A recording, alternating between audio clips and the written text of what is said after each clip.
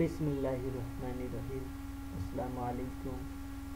আজ আমি আপনাদের দেখাবো কিভাবে এই ধরনের একটা ইফেক্ট তৈরি করবেন, লেখার মধ্যে কিভাবে এই ধরনের একটি ইফেক্ট দিবেন। এই জন্য আমরা প্রথমে ব্যাকগ্রাউন্ড যুক্ত ব্যাকগ্রাউন্ডে কালো কালার ফিল করব পেন বাকেট টুলের মাধ্যমে এবং টাইপ টুলের মাধ্যমে যে কোনো একটি লেখা লিখব। এরপরে আমরা কিবোর্ড থেকে কন্ট্রোল চেপে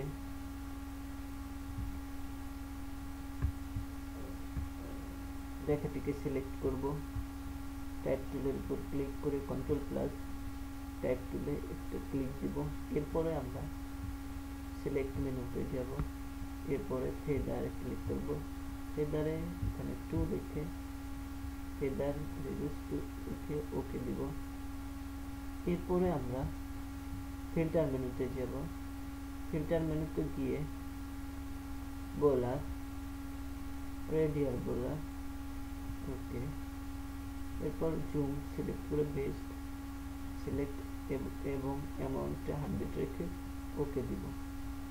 এরপর আমরা কন্ট্রোল প্লাস এফ চাপ দিব।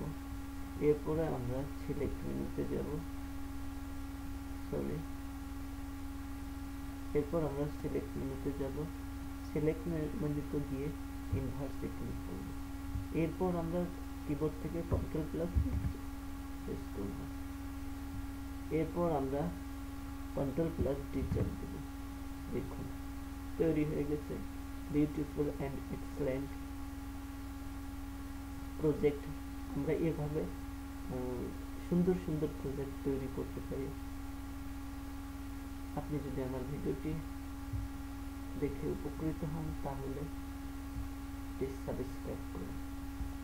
যদি কোনো প্রশ্ন থাকে তাহলে নিচে প্রশ্ন করতে পারেন। Thank you.